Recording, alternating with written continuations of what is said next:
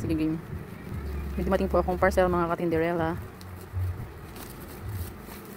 I-unbox na po ng aking bebe. Pakilamera po kasi yan eh. Gusto po lahat ng parcel ko siya mag-unbox eh.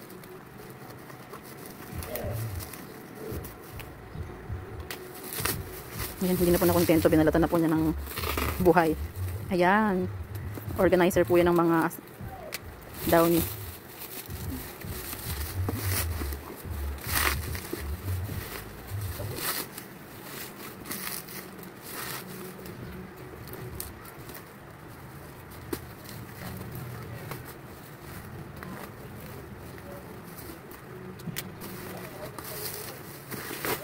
Wow. Wow.